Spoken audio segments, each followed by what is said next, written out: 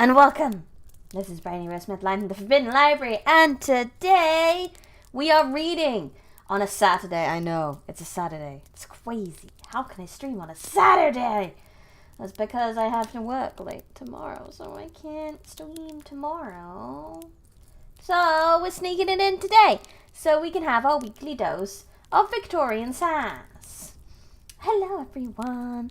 Void, to answer your question that you posted 5 hours ago, which was, have I ever or will I ever do any retcons in my story for, say, if you manage to find a cheese strategy for humans, would I buff my creatures? No, I would not. Any retcons that fans would think of for my books would purely be fan theory and not affect the story. If they were such good fan theories that they invalidated the canon, well, that's for fans to debate between themselves. So that's your answer to that. And Normal Size Phantom, I hope you have a wonderful day. If you watch the VOD, hello anyway. Thank you for dropping by and leaving a comment. At least have a wonderful evening. Hello, Mad Apple. Hello, DePaula Wolf. Welcome, welcome, welcome. How you doing? We're doing good. Let me give you a small recap as to where we're up to in the Pride and Prejudice. So, I need to double check something.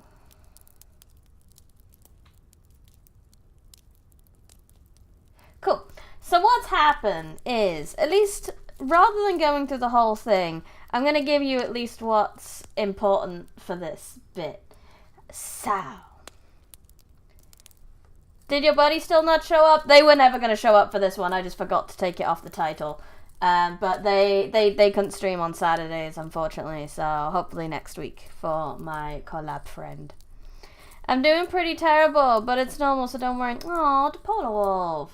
I hope, even if it's normal for you, I still hope things get better, okay? I really hope that you're not doing terrible at some point. I want the best for you. But yeah, they were never going to show up for this one. I just forgot to take their name off the title until like 5 minutes before the stream. Yay! That's what I get for saying, hey, you used all the data for this one. Oh, I think that link's still in the description as well. Oh well, I don't mind. It's fine. And I did find out that they didn't show up last week because they literally just was sleeping. They just slept through it. They didn't mean to, they just did. So, hey ho, it happens. Streamers and their shitty sleep schedules. I don't understand it, but apparently they have those. But yes. So, Pride and Prejudice. You beat the realization. Yes, I saw a Discord. Well done, Mad Apple. Well done. I am dreading having to do it myself. Luckily, there's no Ruinous stream next week because of the Smith family gathering. But week after that, I will be in the same position as you were last week. So that's going to be fun. But congrats. Congrats on beating the Angry Burbs. Pride and Prejudice. So, what happened is Elizabeth's cousin, Mr. Collins, was going to marry Elizabeth. And Mr. Collins is going to be in charge of the estate when father dies because sexist stuff. But Elizabeth said no, and then he went and married their neighbour, Lady Lucas. So Mr. Collins and Lady Lucas left and got married, and Lady Lucas is Elizabeth's bestie. So Elizabeth's like, hey, Lady Lucas is like, hey, bestie, come visit me. So Elizabeth wasn't sure, but in the end was like, okay, I will. It'd be nice to get out the house. So she's gone to visit her sister who went to stay with her aunt for a little while. And now it's off to go see Lady Lucas, Mr. Collins, and the patron of Mr. Collins, Catherine de Bourgh, who I believe is also well acquainted with Mr. Darcy, so we shall see. I've taken a break till now to start Hokuma. Yeah, that's fair. You need to chill after that arduous battle. Chapter 28! We're not even halfway through this book, you know. We're on the 6th stream of it and we're not even halfway through. Let's go! Every object in the next day's journey was new and interesting to Elizabeth, and her spirits were in a state of enjoyment, for she had seen her sister looking so well as to banish all fear for her health, and the prospect of her northern tour was a constant source of delight. When they left the high road for the lane to Hunsford, every eye was in search of the parsonage, and every turning expectation to bring it in view. The paling of Rossing's Park was their boundary on one side. Elizabeth smiled at the recollection of all that she had heard of its inhabitants. I need to start taking mental breaks from these streams after this one. That's fair. You need to do what's good for your brain. Do what's healthy and good for you. At length the parsonage was discernible, the garden sloping to the road, the house standing in it, the green pales and the laurel hedge, everything declared they were arriving. Mr. Collins and Charlotte appeared at the door, and the carriage stopped at the small gate, which led by a short gravel walk to the house amidst the nods and smiles of the whole party. In a moment they were all out of the chassis, rejoiced at the sight of each other. Mrs. Collins, also known as Lady Lucas, is now Mrs. Collins. Emotions starting to take control of your decision making. Void, if you need a break, you don't have to stay on the stream as well. That's okay. I get that maybe, like, you know when you're like overindulge in something. I imagine it's something like that, but please look after yourself first. Don't worry about little old me.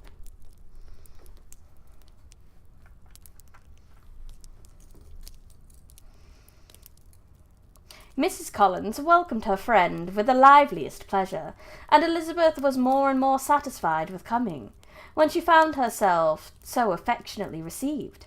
She saw instantly that her cousin's manners were not altered by his marriage. His formal civility was just what it had been. Mr. Collins, oh God, I just realised with Mr. Collins back in, that means we're going to have horrifically long speeches again! It's the worst. And he detained her some minutes at the gate to hear and satisfy his inquiries after all her family. They were then, with no other delay than his pointing out the neatness of the entrance, taken into the house, and as soon as they were in the parlour, he welcomed them a second time, with ostentatious formality, to his humble abode, and punctually repeated all his wife's offers of refreshment. Nah, it's the last one. Okie dokie. Elizabeth was prepared to see him in his glory. Would I be able to get a quick summary of what happened in the first half of the book? I'm new. So we're only 44%, and like I said, the summary I can give for what's happened here is you've got Mr. Collins is Elizabeth's cousin, and he is going to inherit the estate that Elizabeth and her family live at when Elizabeth's father dies. So Mr. Collins was going to marry Elizabeth. It's not Sunday, Lucas, it's Saturday.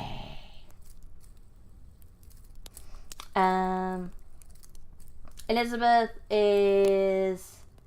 Oh gosh, train of thought. It crashed. Let me find it. Elizabeth is... Oh yes, he was... so Mr. Collins was going to marry Elizabeth. Elizabeth said no, because Mr. Collins is not that great, honestly, and I don't blame her. And he went and married their neighbour, Lady Lucas, who is Elizabeth's bestie, instead. And now she has been invited to their estate for a visit, although she did think a little poorly of her friend for marrying Mr. Collins basically for money more than anything. And this is how it's going from here.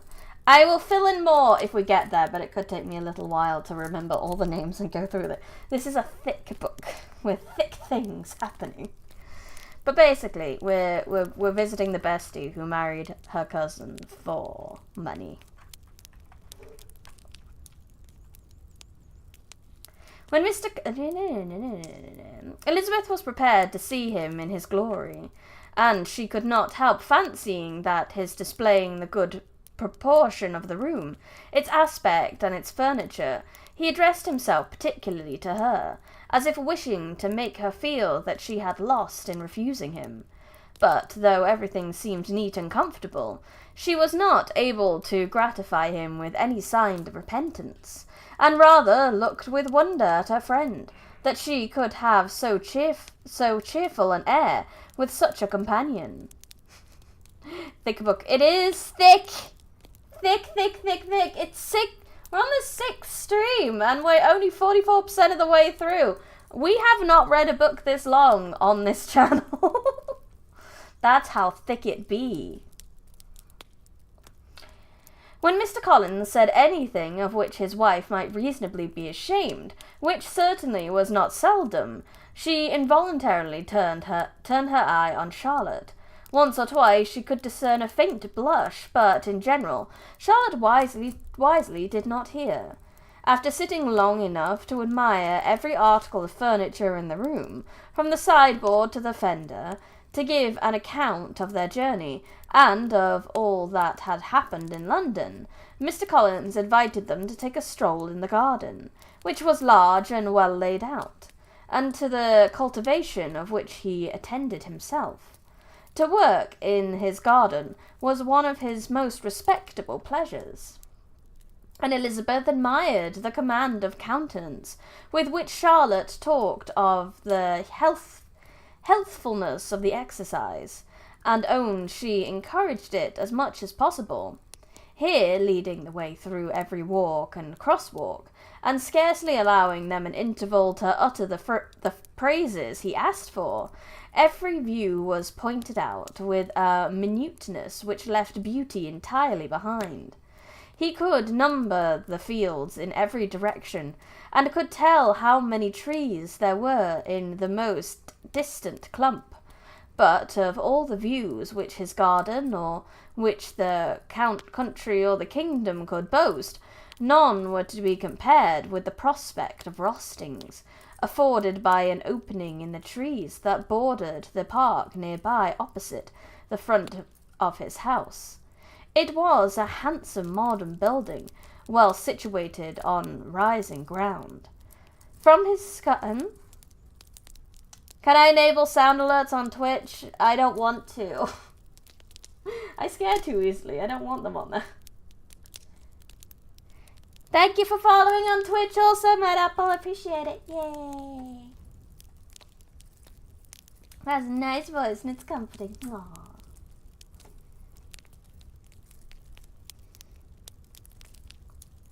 From his garden, Mr. Collins would have led them round his 2 meadows, but the ladies, not having shoes to encounter the remains of a white forest, turned back, and while Sir William accompanied him, Charlotte took her sister and friend over the house extremely well pleased, probably to have the opportunity of showing it without her husband's help. It was rather small, but well built and convenient, and everything was fitted up and arranged with a neatness and consistency of which Elizabeth gave Charlotte all the credit. I love some of this. Ah, yes, the wife definitely did this. When Mr. Collins could be forgotten, there was really a great air of comfort throughout, and by Charlotte's evident enjoyment of it, Elizabeth supposed he must be often forgot. We put up with the husband, we really do. Typical couple that hates each other, I guess. She had already learnt that Lady Catherine was still in the country. It was spoken of again while they were at dinner, when Mr. Collins, joining in, observed,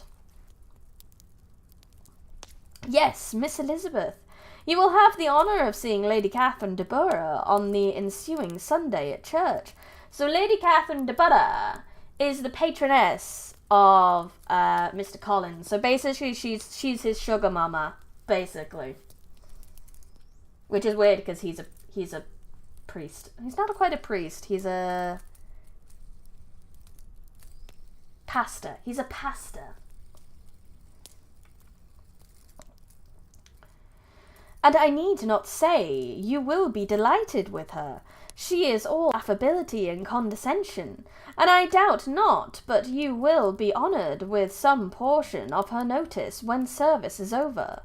I have scarcely any hesitation in saying that she will include you and my sister Maria in every invitation with which she honours us during our stay here. Her behaviour to my dear Charlotte is charming. We dine at Rostings every week, and are never allowed to walk home. Her ladyship's carriage is regularly ordered for us. I should say one thing of her ladyship's carriages, for she has several. Lady Catherine is a very respectable, sensible woman indeed, added Charlotte, and a most attentive neighbour. You're making the guy sound weirder than he is. I'm not making him sound weirder than he is at all. He is weird and generally completely ignorant of the feelings of anyone around him. And goes on and on and on about this little world that he has that doesn't really exist. That is Mr. Collins's character. Very true, my dear. That is exactly what I say. She is the sort of woman whom I cannot regard with too much deference. He is a silly guy. He's a silly guy. Priest guy are one the same person? Yeah, I'm talking about Mr. Collins. Mr. Collins, the pastor. The evening was spent chiefly in talking over Hertfordshire news, and telling again what had been already written. And when it closed, Elizabeth, in the solitude of her chamber, had to meditate upon Charlotte's degree of contentment, to understand her address in guiding, and composure in bearing with, her husband, and to acknowledge that it was all done very well. She had also to anticipate how their visit would pass, the quiet tenor of the usual employments, the vexatious interruptions of Mr. Collins, and the gaieties of their intercourse with Rostings. A lively imagination soon settled it all. About the middle of the next day, she was in her room, getting ready for a walk. A sudden noise below seemed to speak the whole house into confusion. I believe it means spook, correct? Spook the whole house into confusion? Maybe, I'm not sure. And after listening a moment, she heard somebody running upstairs in a violent hurry, and calling loudly after her. She opened the door and met Maria in the landing place, who breathlessly with agitation cried out, "Oh, my dear Elizabeth, pray make haste and come into the dining room, for there is such a sight to be seen. I will not tell you what it is. Make haste and come down this moment."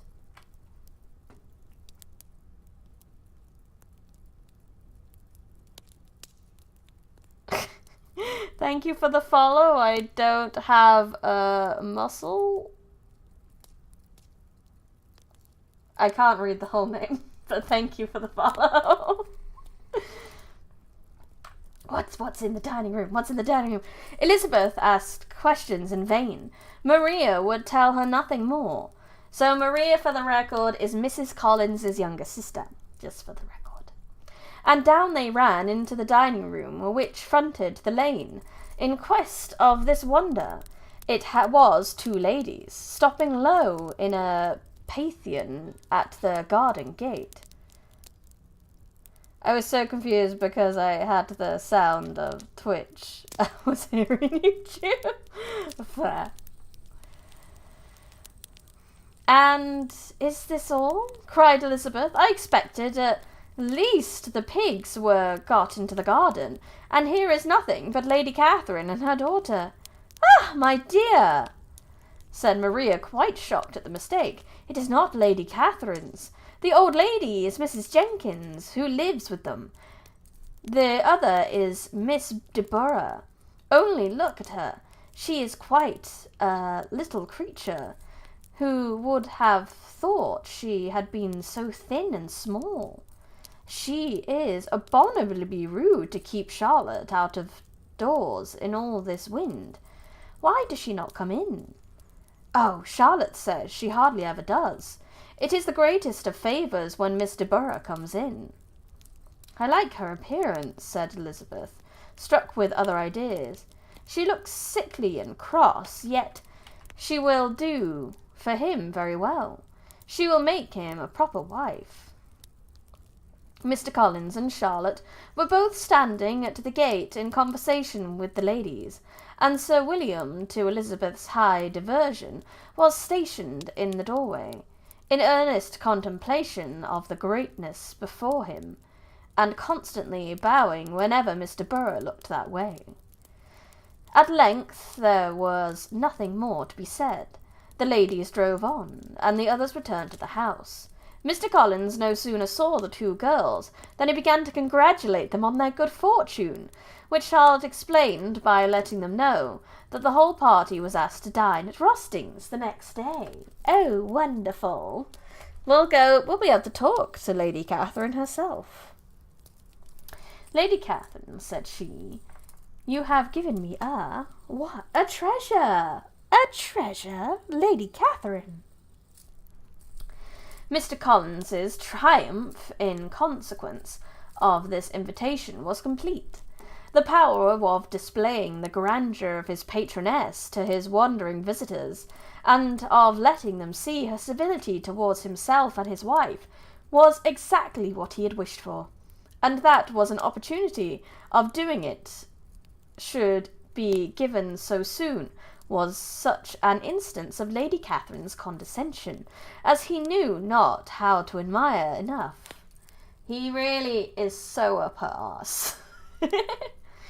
"I confess," said he, "that I should not have been at all surprised by her ladyship asking us on Sunday to drink tea and spend the evening at Rostings. I rather expected, from my knowledge of her affability, that it would happen, but who could have foreseen such an attention as this? Who could have imagined that we should receive an invitation to dine there, an invitation, moreover, including the whole party, so immediately after your arrival?" "I am the less surprised at what has happened," replied Sir William, "from that knowledge of what the manners of the great really are, which my situation in life has allowed me to acquire. About the court, such instances of elegant breeding are not uncommon." Scarcely anything was talked of the whole day or next morning but their visit to Rostings. Mr. Collins was carefully instructing them in what they were to expect, what the sights of such rooms, so many servants, and so splendid a dinner would not wholly overpower them. Then, when the ladies were separating for the toilette, he said to Elizabeth, "Do not make yourself uneasy, my dear cousin, about your apparel. Lady Catherine is far from requiring that elegant of dress in which becomes herself and daughter. I would advise you merely put on whatever of your clothes is superior to the rest. There is no occasion for anything more. Lady Catherine will not think worse of you for being simply dressed. She likes to have the distinction of rank preserved." Mr. Collins, that sounds a bit backhanded there. You don't. She wants to be more elegant than you. Don't worry. The fuck. While they were dressing, he came 2 or 3 times to their different doors to recommend their being quick, as Lady Catherine very much objected to being kept waiting for her dinner. Such formidable accounts of her ladyship and her manner of living quite frightened Maria Lucas, who had been little used to company, and she looked forward to her introduction at Rostings with as much apprehension as her father had done to his presentation at St. James's. I just now got to the Hogwarts realization. Have fun. I got through it on first try. You can do it too, I believe. Was mine first try? I don't know if mine was first try. But we got through it in one stream. So if I can do it, you can do it. You can do it. I believe in you. As the weather was fine, they had a pleasant walk of about half a mile across the park. Every park has its beauty and its prospects, and Elizabeth saw much to be pleased with, though she could not be in such raptures as Mr. Collins expected the scene to inspire, and was but slightly affected by his enumerations of the windows in front of the house, and his relation of what the glazing altogether had originally cost Sir Lewis de Borough. When they ascended the steps to the hall, Maria's alarm was every moment increasing, and even Sir William did not look perfectly calm. Elizabeth's courage did not fail her. She had heard nothing of Catherine that spoke her awful from any extraordinary talents or miraculous virtue, and the mere staleness of money and rank she thought could witness without trepidation. From the entrance hall, of which Mr. Collins pointed out, with a rapturous air, the fine proportion and finished ornaments, they followed the servants through an antechamber? To me, an antechamber is a space thing, but ante-chamber. I don't know how else I would say that word. To the room where Lady Catherine, her daughter, and Mrs. Jenkins were sitting. Her ladyship, with great condescension, arose to receive them, and as Mrs. Collins had settled in with her husband that the office of introduction should be hers, it was performed with a proper manner, without any of those apologies and thanks which he would have thought necessary. In spite of being at St. James's, Sir William was so completely awed by the grandeur surrounding him that he had but just courage enough to make a very low bow and take his seat without saying a word. And his daughter, frightened almost out of her senses, sat on the edge of her chair, not knowing which way to look. Elizabeth found herself quite equal to the scene, and could observe the three ladies before her composedly. Lady Catherine was a tall, large woman, with strongly marked features, which might once have been handsome. Her air was not conciliating, nor was her manner of receiving them such as to make her visitors forget their inferior rank. She was not rendered formidable by silence, but whatever she said was spoken in so authoritative a tone as marked by her self-importance, and brought Mr. Wickham immediately to Elizabeth's mind, and from the observation of the day altogether, she believed Catherine to be exactly what he represented. Hello, Jake. Welcome. When, after examining the mother, in whose countenance had deportment, she found some resemblance of Mr. Darcy, she turned her eyes on the daughter. She could almost have joined in Maria's astonishment at her being so thin and so small. There was neither in figure nor face any likeness between the ladies. Miss de Borough was pale and sickly. Her features, though not plain, were insignificant, and she spoke very little except in a low voice to Miss Jenkinson, in whose appearance there was nothing remarkable, and who was entirely engaged in listening to what she said and placing a screen in the proper direction before her eyes. Interesting. Welcome, Jabba Hop. Welcome.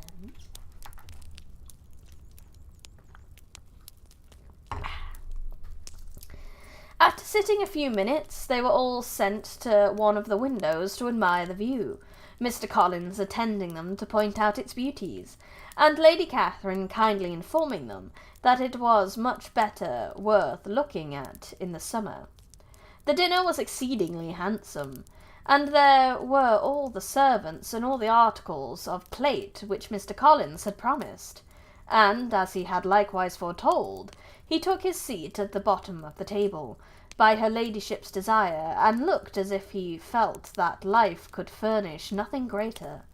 He carved and ate, and praised with delighted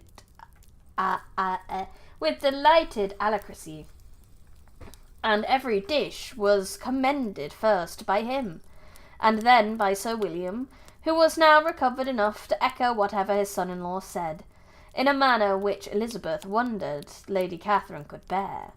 But Lady Catherine seemed most gratified by their excessive admiration, and gave most gracious smiles, especially when any dish on the table proved a novelty to them.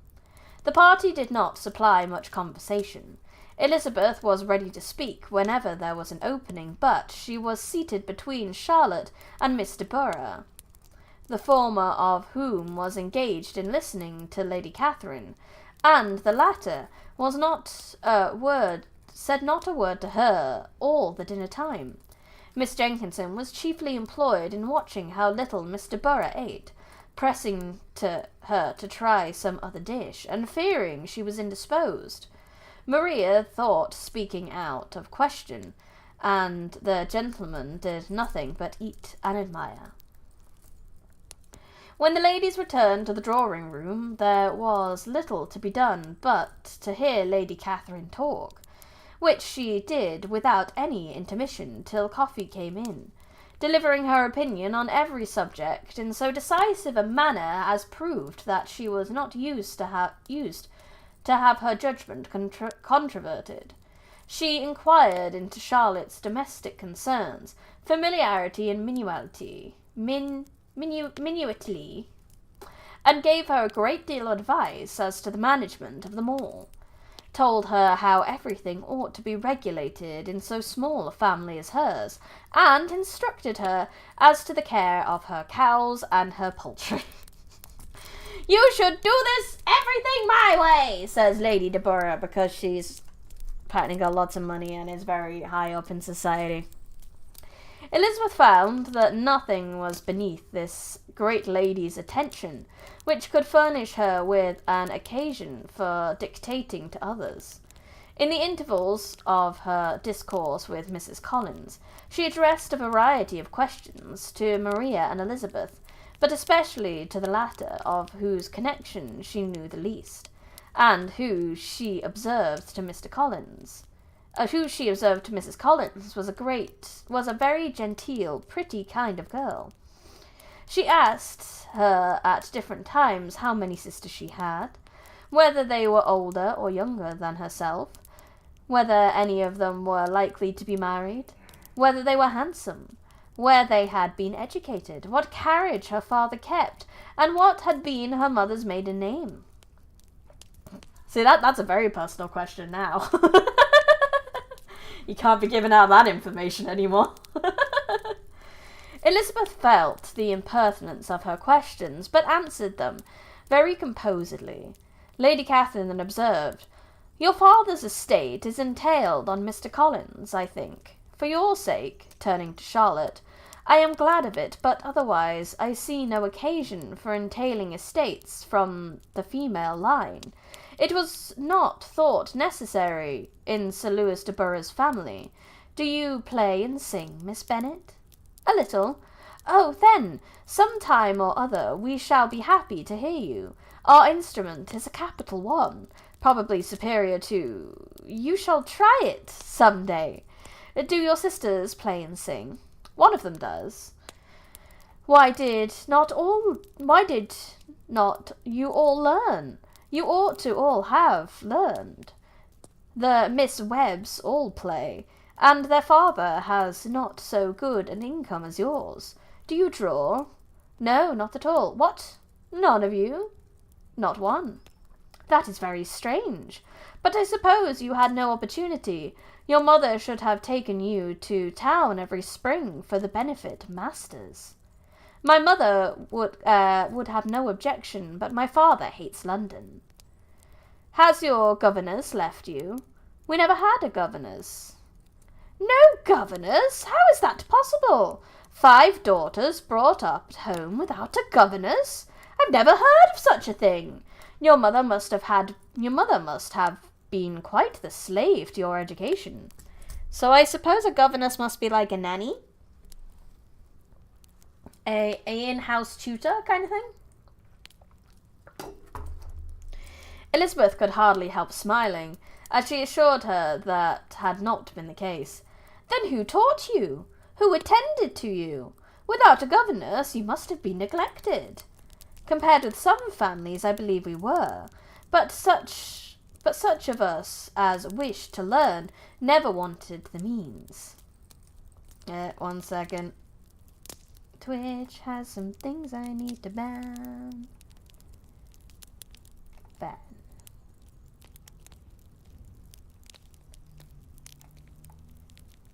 Ban. Ban. Ban.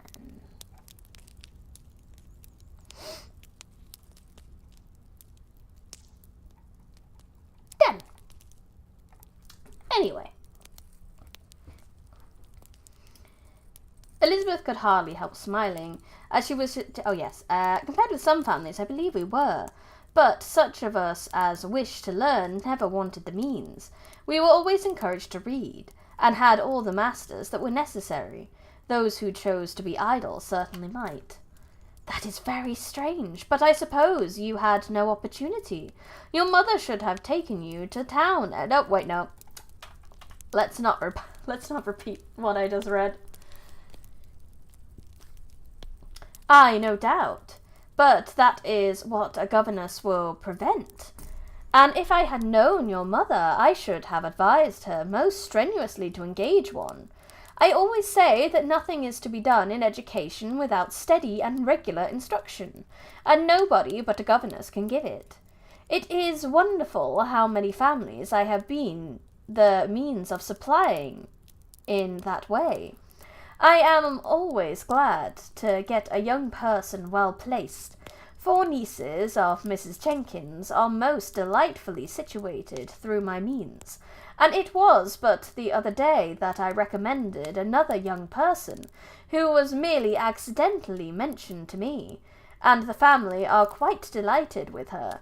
Mrs. Collins, did I tell you of Lady Metcalfe's calling yesterday to thank me? She finds Miss Pope a treasure. Lady Catherine, said she, you have given me a treasure. Are any of your younger sisters out, Miss Bennet? Yes, ma'am, all. All? What? All 5 at once? Very odd. And you only the second. The younger ones out before the elder are married. Your younger sisters must be very young. Yes, my youngest is not 16. Perhaps she is full young to be much in company. But really, ma'am, I think it would be very hard upon younger sisters that they should not have their share of society and amusement, because the elder may not have the means or inclination to marry early. The last born has as good a right to the pleasures of youth as the first, and to be kept back on such a motive, I think it would not be very likely to promote sisterly affection or delicacy of mind.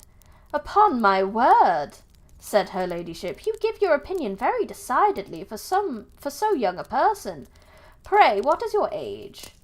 With 3 younger sisters grown up, replied Elizabeth, smiling, your ladyship can hardly expect me to own it.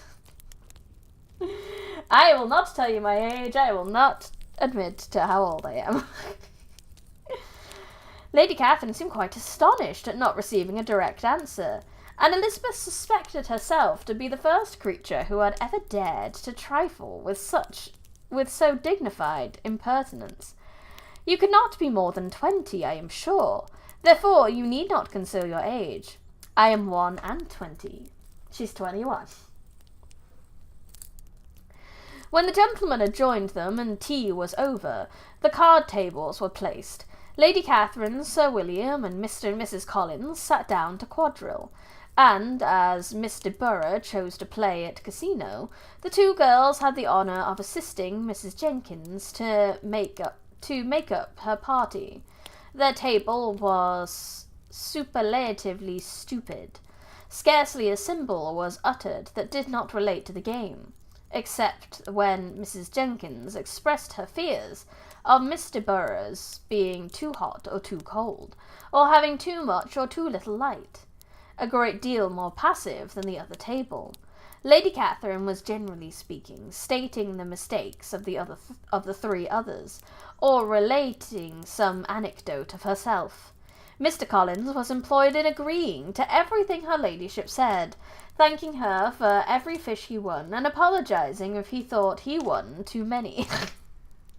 God damn, Mr. Collins, get out of her ass! But it kind of makes sense why they work as patron and patronee, because he just inflates her ego. Sir William did not say much. He was storing his memory with anecdotes and noble names. When Lady Catherine and her daughter had played as long as they chose, the tables were broken up. The carriage was offered to Mrs. Collins, gratefully accepted and immediately ordered.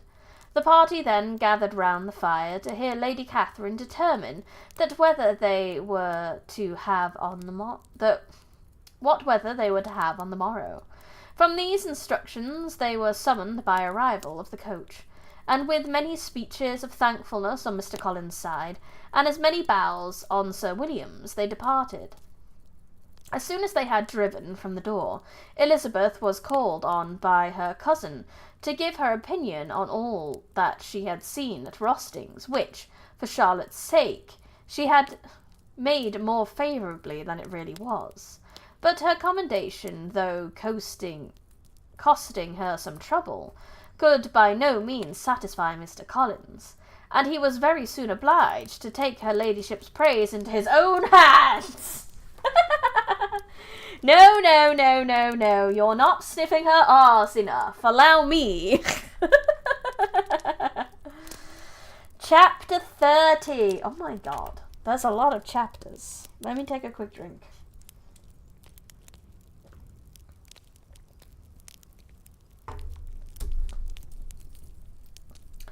Sir William stayed only a week at Hunsford, but his visit was long enough to convince him of his daughter's being most comfortably settled, and her possessing such a husband and such a neighbour as were not often met with.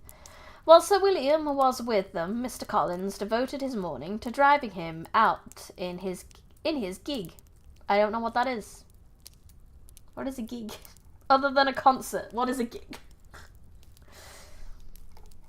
And showing him the country. Driving in a gig. I'm going to Google that, actually. I want to know what this is.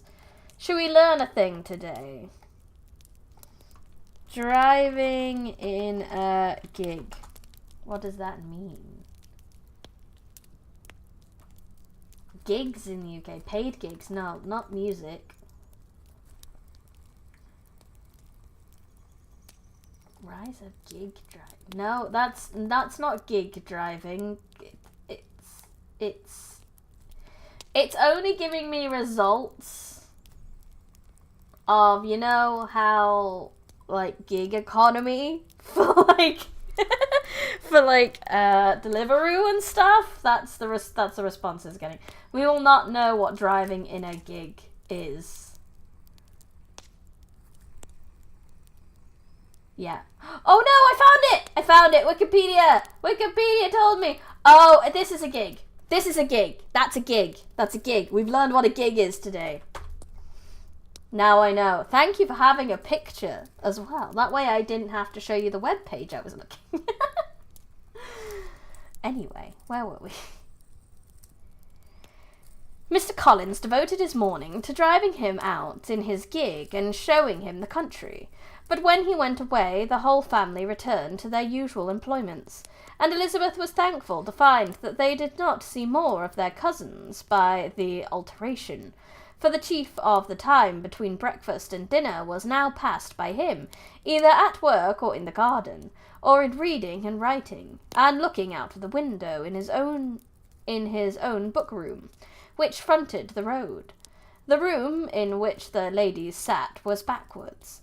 Elizabeth, at first, had rather wondered that Charlotte should not prefer the dining-parlour for common use. It was a better-sized room, and had a pleasanter aspect, but she soon saw that her friend had an excellent reason for what she did, for Mr. Collins would undoubtedly have been much less in his own apartment had they sat in one equally lively, and she gave Charlotte credit for the arrangement. Oh, this is not a happy marriage. Come, friends and sibling, we will sit in the slightly dingier room, because then my husband won't join us. God damn. From the drawing-room they could distinguish nothing in the lane, and were indebted to Mr. Collins for the knowledge of what carriages went along, and how often, especially Mr. Burrough, drove by in her Callion, which never failed coming to inform them of, though it had happened almost every day. She not infrequently stopped at the parsonage and had a few minutes' conversation with Charlotte, but was scarcely ever prevailed on to get out. I love that some old books just feel and sound grammatically incorrect now. But that's just how it was. Very few days passed in which Mr. Collins did not walk to Rostings, and not many in which his wife did not think it necessary to go likewise, until Elizabeth recollected that there might be other families living to be disposed of. She could not understand the sacrifice of so many hours. Now and then they were honoured with a call from her ladyship, and nothing escaped her observation that was passing in the room during these visits. She examined into their employments, looked at their work, and advised them to do it differently, found fault with the arrangement of the furniture, or detected the housemaid in negligence, and if she accepted any refreshment, seemed to do it only for the sake of finding out what Mrs. Collins' joint of meats were too large for her family. Elizabeth soon perceived that though this great lady was not in the commission for the peace of the country, she was a most active magistrate in her own parish, the minutes concerns of which were carried to her by Mr. Collins, and whenever any of the cottagers were disposed to be quarrelsome, discontented, or too poor, she sallied forth into the village to settle their differences, silence their complaints, and scold them into harmony and plenty. She rules with an iron fist. That's what I'm getting here. He never failed to inform them. Bitch, we're trying to have some tea, but she's going past again in her fancy carriage. The entertainment of dining at Rostings was repeated about twice a week, and, allowing for the loss of Sir William, and there being only one card table in the evening, every such entertainment was the counterpart of the first. Their other engagements were few, as the style of living of the neighbourhood in general was beyond the colonists' reach. This, however, was no evil to Elizabeth, and upon the whole she spent her time comfortably enough. There were half-hours of pleasant conversation with Charlotte, and the weather was so fine for the time of year that she had often great enjoyment out of doors. Her favourite walk, and where she frequently went while the others were calling on Lady Catherine, was along the open grove which edged the side of the park, where there was a nice sheltered path, which no one seemed to value but herself. and where she felt beyond the reach of Lady Catherine's curiosity. In this quiet way, the first fortnight of her visit soon passed away. Easter was approaching, and the week preceding it was to bring an addition to the family at Rostings, which, in so small a circle, must be important. Elizabeth had heard, soon after her arrival, that Mr. Darcy was expected there in the course of a few weeks, and though there were not many of her acquaintance whom she did not prefer, his coming would furnish one comparatively new to look at their Rosting parties, and she might be assumed in seeing how hopeless Miss Bingley's designs on him were. By his behaviour to his cousin, for whom he was evidently destined by Lady Catherine, who talked of his coming with the greatest satisfaction, spoke of him in terms of the highest admiration, and seemed almost angry to find that he had already been frequently seen by Miss Lucas and herself. His arrival was soon known at the parsonage, for Mr. Collins was walking the whole morning within view of the lodges opening into Hunsford Lane, and in order to have the earliest assurance of it, and after making his bow as the carriage turned into the Peak, hurried home with the great intelligence. On the following morning he hastened to Rostings to pay his respects. There were 2 nephews of Lady Catherine to require him, for Mr. Darcy had brought with him Colonel Fitzwilliam, the younger son of his uncle, Lord Dash. I wonder why that's a dash. And to the great surprise of all the party, when Mr. Collins returned, the gentleman accompanied him. Charlotte had seen them from her husband's room, crossing the road and immediately running into the other, told the girls what an honour they might expect adding. So, for those who are new, Mr. Darcy. Oh, you turned my glasses off, Ninja? I'm really sorry, I forgot to open the thing that did the thing. I will quickly do that now. La la la la la la la la la la la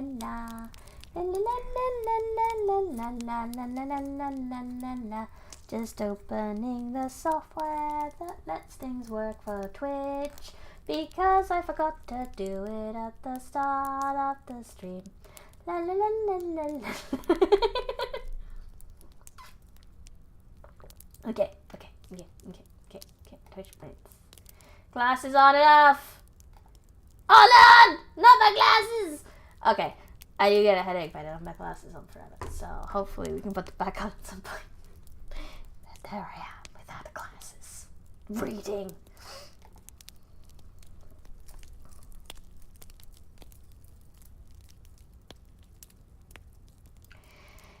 I may thank you, Eliza, for this piece of civility. Mr. Darcy would never have come so soon to wait upon me. Elizabeth had scarcely time to disclaim all right to the compliment before their approach was announced by the doorbell, and shortly afterwards the 3 gentlemen entered the room. Colonel Fitzwilliam, who led the way, was about 30, not handsome, but in person and address truly the gentleman. Mr. Darcy looked just as he had been used to look in Hertfordshire, paid his compliments with his usual reserve to Mrs. Collins, and whatever might be his feelings towards her friend, met with every appearance of composure. Elizabeth merely curtsied to him without saying a word. So Mr. Darcy and Elizabeth have some history. When Mr. Darcy showed up at a dance a long time ago, he basically said he would much rather not dance with her. Just no. She wasn't supposed to hear that, but she did. She heard it. And later on, when her sister was sick at the estate that Mr. Darcy was staying in, she went over to make sure she was okay and stayed over as well. This led to a lot of sass-offs with Mr. Darcy. The 2 of them sass so Good, and hopefully you will see more. Mr. Darcy did start catching feelings for Elizabeth, and did not like this. He called her dangerous. So we shall see if this develops more now that he's around again.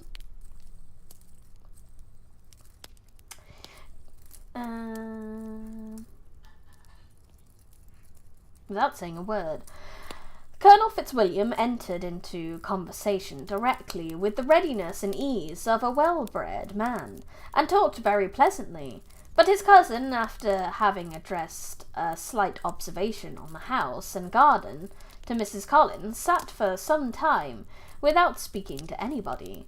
At length, however, his civility was so far awakened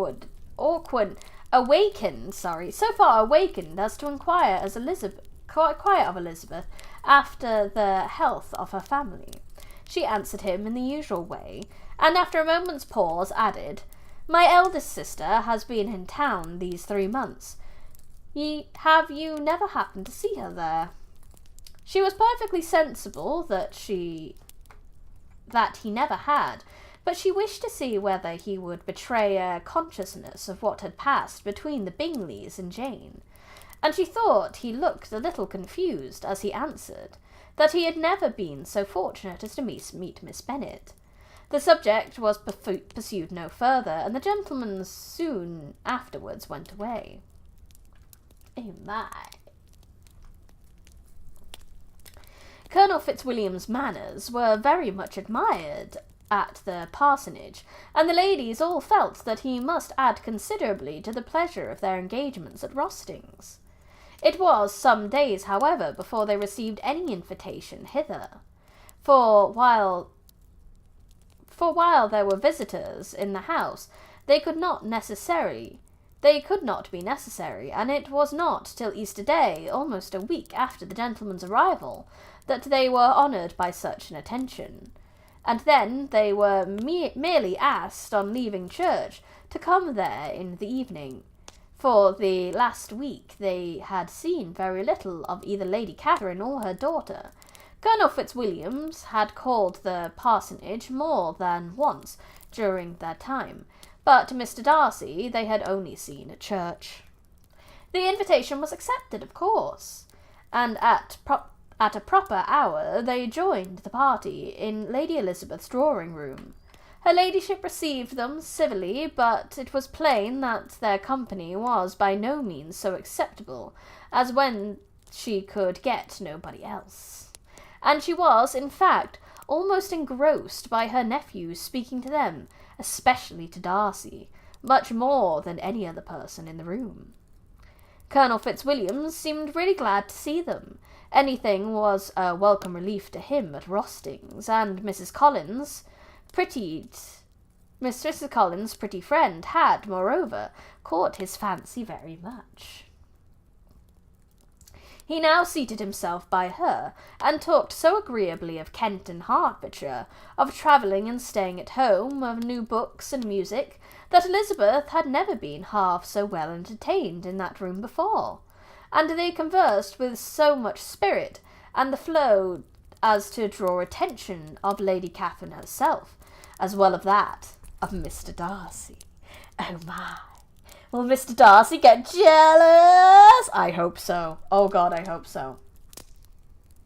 His eyes had been soon and repeatedly turned towards them with a look of curiosity, and that her ladyship after a while shared the feelings was more openly acknowledged, for she did not scruple to call it out.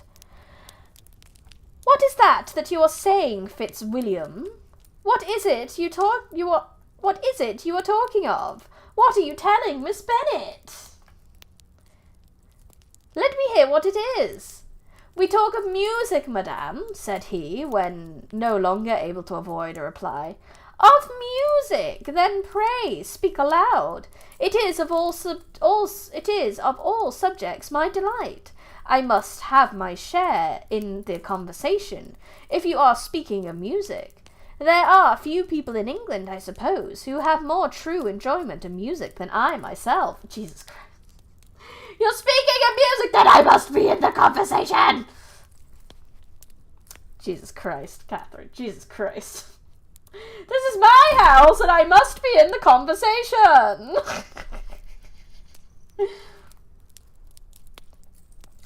Or a better natural taste. If I had ever learned, I should be a great proficient. And so would Anne, if her health had allowed her to apply. I am confident that she would have performed delightfully.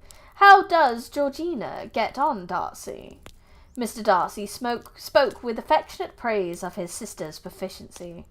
I am very glad to hear such a good account of her, said Lady Catherine, and pray tell her from me that she cannot expect to excel if she does not practise a great deal. I assure you, madame, he replied, that she does not need such advice. She practises very consistently. So much the better. It cannot be done too much, and when I next write to her, I shall charge her not to neglect it on any account. I often tell young ladies that no excellence in music is to be acquired without constant practice. I have told Miss Bennet several times that she will never play really well unless she practises more, and though Mrs. Collins has no instrument, she is very welcome, as I have often told her, to come to Rostings every day and play on the pianoforte in Mrs. Jenkins' room. She would be in nobody's way, and, you know, in that part of the house. If she go and play with the servants, then it's fine. Mr. Darcy looked a little ashamed of his aunt's ill-breeding and made no answer. When coffee was over, Colonel Fitzwilliam reminded Elizabeth of having promised to play to him, and she sat down directly to the instrument. He drew a chair near her.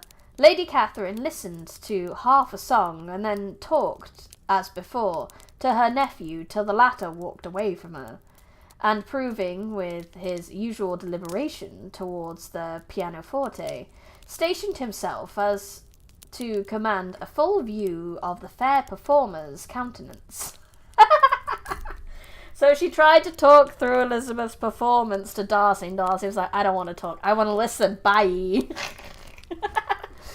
Elizabeth saw what he was doing, and at the first convenient pause turned to him with an arch smile and said, You mean to frighten me, Mr. Darcy, by coming in all this state to hear me, but I will not be alarmed, though your sister does play so well. There is a stubbornness about me that never can bear to be frightened at the will of others. My courage always rises with every attempt to intimidate me. Bitch, I live off spite. Translation. I shall not say that you are mistaken, he replied, because you could not really believe me to entertain any design of alarming you, and I have had the pleasure of your acquaintance long enough to know that you find great enjoyment in occasionally professing opinions which, in fact, are not your own. Elizabeth laughed heartily at this picture of herself, and said to Colonel Fitzwilliams, Your cousin will give you a very pretty notion of me, and teach you not to believe a word I say. I am particularly unlucky in meeting with a person so well able to expose my real character, in a part of the world where I had hoped to pass myself off with some degree of credit. Indeed, Mr. Darcy is very ungenerous in you to mention all that you knew of my disadvantage in Hertfordshire, and, give me leave to say, very impolite of you, too, for it is provoking me to retaliate, and such things may come out as will shock your relations to hear. The sass is back!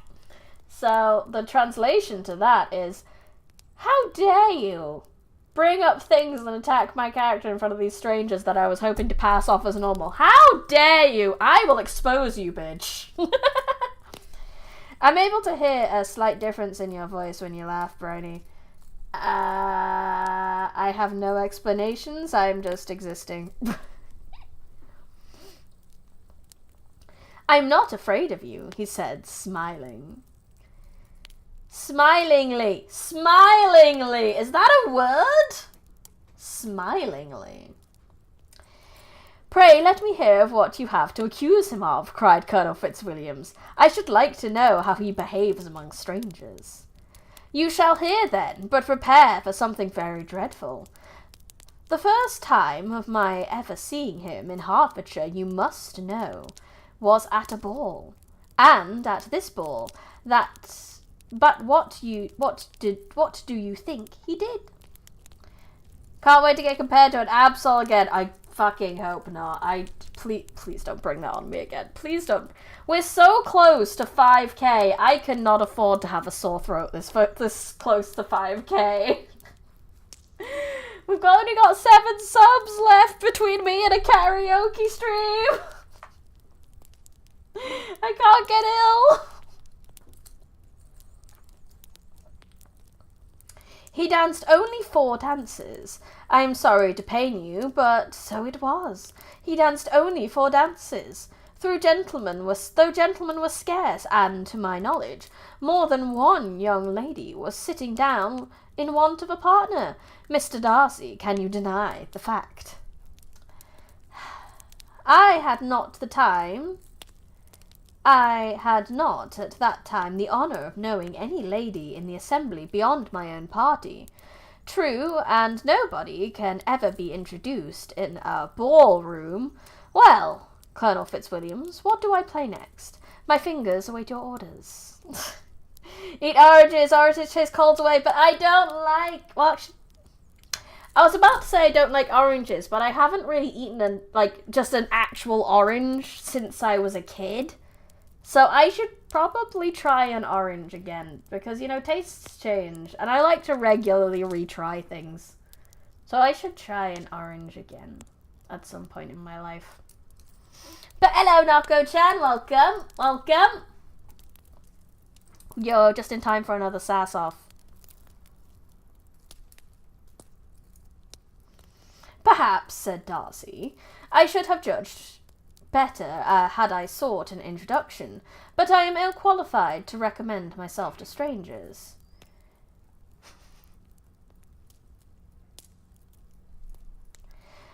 Shall we ask your cousin the reason for this? Said Elizabeth, still addressing Colonel Fitzwilliams.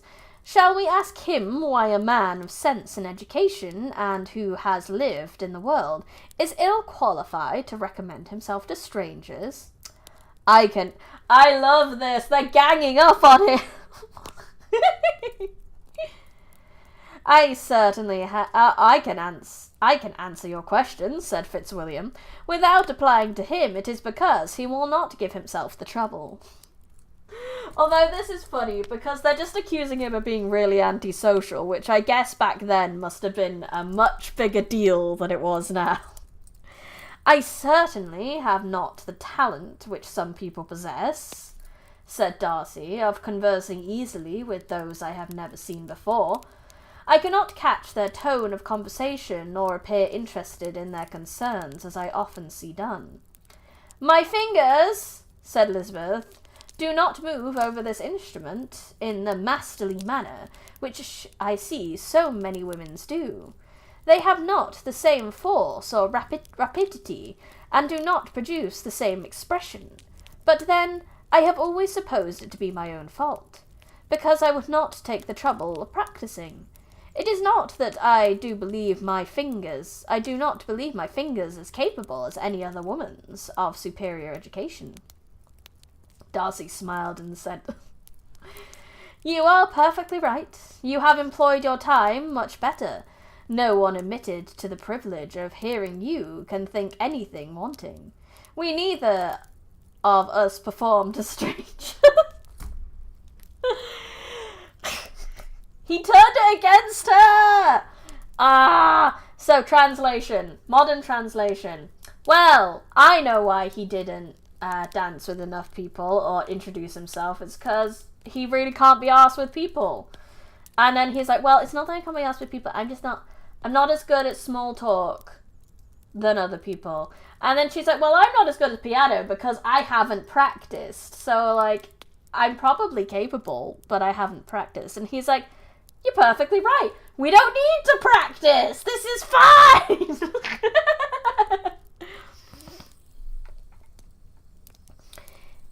Here they were interrupted by Lady Catherine, who called out to know what they were talking of. Elizabeth immediately began playing again. What are you talking about? Da, da, da, da, da, da, da, da, da. Why did I start singing Match of the Day? Whatever, that's what she's playing now. Elizabeth immediately began playing again. Lady Catherine approached and, after listening for a few minutes, said to Mr. Darcy, Miss Bennet would not play amiss if she practised more, and could have the advantage of a London master. She has a very good notion of fingering. A very good notion of fingering. I'm sorry. Not sorry. That's hilarious. Though her taste is not equal to Anne's, Anne would have been a delightful performer had her health allowed her to learn. I know. Oh my, indeed. Elizabeth looked at Darcy to see how cordially he presented to his cousin's praise, but neither at the moment nor at any other could she discern any symptom of love.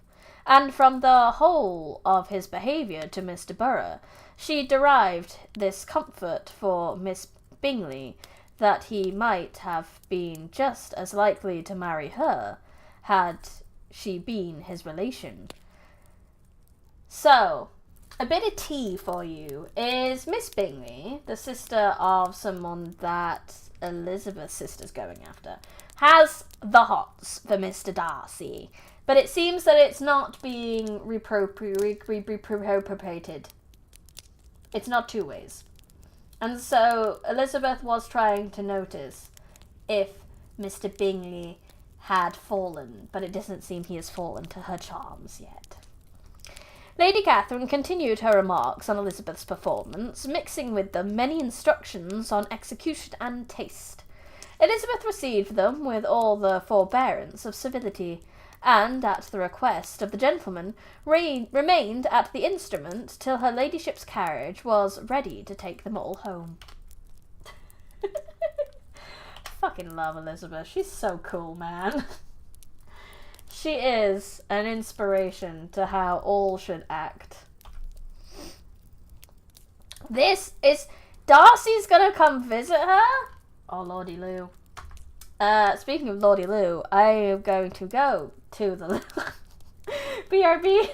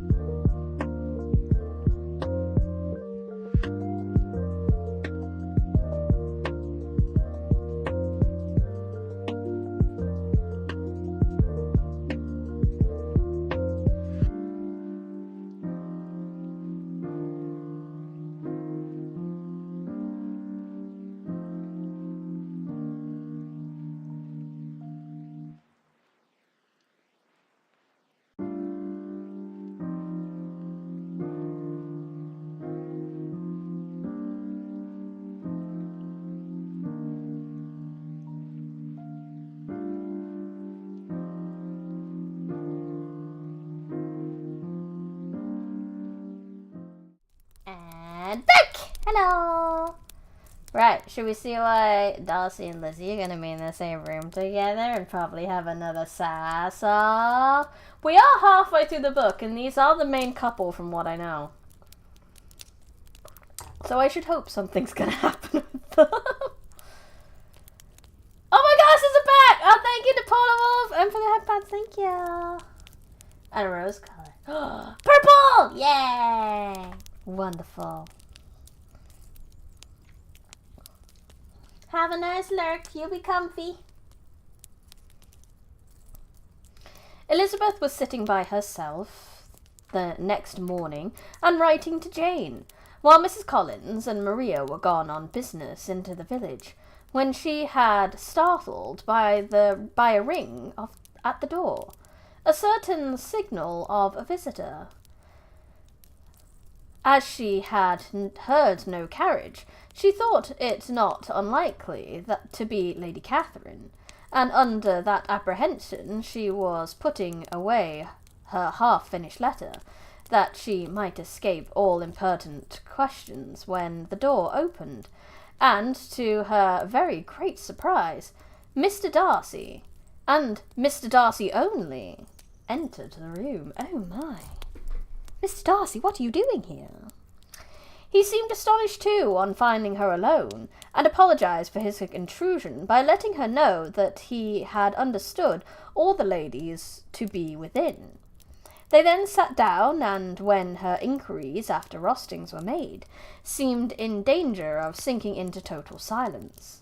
It was absolutely necessary, therefore, to think of something, and in this emergency, recollecting when she had seen him last in Hertfordshire, and feeling curious to know what he would say on the subject of their hasty departure, she observed, "How very suddenly you quitted Netherfield last November, Mr. Darcy. It must have been a most agreeable surprise to Mr. Bingley to see you all after him so soon, for I recollected right when he went but the day before. He and his sisters were all, I hope, when you left London. Were all well, I hope, when you left London." "Perfectly so, I thank you." She found that she was to receive no other answer, and, after a short pause, added, "I think I have understood that Mr. Bingley has not much idea of ever returning to Netherfield again. I have never heard him say so, but it is probable that he may spend very little of his time there in the future. He has many friends, and he is at a time of life when friends and engagements are continually increasing. If he means to be but little at Netherfield, it would be better for the neighbourhood that he should give up the place entirely, for then we might possibly get a settled family there. But perhaps Mr. Bingley did not take the house so much for the convenience of the neighbourhood as for his own, and we must expect him to keep or quit it on the same principle." "I should not be surprised," said Darcy, "if he were to give it up as soon as any eligible purchaser offers." Elizabeth made no answer. She was afraid of talking longer of his friend, and, having nothing else to say, was now determined to leave the trouble of finding a subject to him. He took the hint and soon began. "This seems a very comfortable house. Lady Catherine, I believe, did a great deal to it when Mr. Collins first came to Hunsford. I believe she did, and I am sure that she could not have bestowed her kindness on a more grateful object. Mr. Collins appears very fortunate in his choice of a wife." "Yes, indeed. His friends may well rejoice in his having met with one of the very few sensible women who would have accepted him, or have made him happy if they had. My friend has an excellent understanding, though I am not certain that I consider her marrying Mr. Collins as the wisest thing she ever did. She seems perfectly happy, however, and, in a prudential light, it is certainly a very good match for her. It must be very agreeable to her to be settled within so easy a distance of her own family and friends." "An easy distance, you call it? It is nearly 50 miles. And what is 50 miles for a good road? Little more than half a day's journey. Yes, I call it a very easy distance. I should never have considered the distance as one of the advantages of the match, cried Elizabeth. I should never have said Mrs. Collins was settled near her family. It is a proof of your own attachment to Hertfordshire. Anything beyond the very neighbourhood of Longbourn, I suppose, would appear far. As he spoke, there was a sort of smile which Elizabeth fancied she understood. He must be supposing to her to be thinking of Jane and Netherfield, and she blushed as she answered, I do not mean to say that a woman may not be settled too near her family. The far and the near must be relative, and depend on many varying circumstances. Where there is fortune to make the expense of travelling on import, distance becomes no evil, but that is not the case here. Mr. and Mrs. Collins have a comfortable income, but not such as one as will allow of frequent journeys. Aw, thank you for the head pad, Smart Apple. Yay!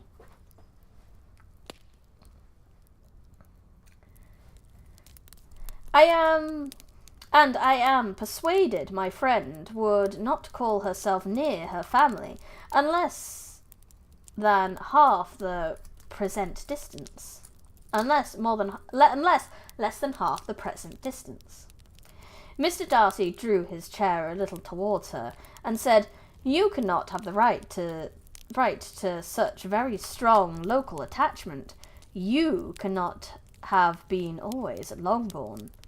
Elizabeth looked surprised. The gentleman experienced some change of feeling.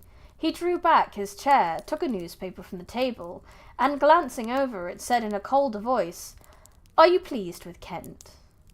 A short dialogue on the subject of the county ensued, on either side calm and concise, and soon put an end to by the entrance of Charlotte and her sister, just returned from their walk. A tete-a-tete surprised them. Mr. Darcy related the mistake which had occasioned his intruding on Miss Bennet, and, after sitting for a few minutes longer without saying much to anybody, went away. Oh, so they didn't sass off on that one. They actually had a kind of nice conversation. Accompanied by their aunt. So this is Lady Catherine. Wild. She's got a big coat. She's a big lady. I didn't knock over my water bottle. It's fine. It's one of those that's not really going to spill if I knock it over, so it's all good. What can be the meaning of this? Said Charlotte as soon as he was gone. My dear Eliza, he must be in love with you, or he would never have called on us in this familiar way. But when Elizabeth told of his silence, it did not seem very likely, even to Charlotte's wishes, to be the case, and, after various conjectures, they could at least only suppose his visit to proceed from the difficulty of finding anything to do, which was the more probable from the time of year. So back then, did only the rich wear those fur coats, or did bigger people wear them too? Most probably the rich. I imagine they were very expensive.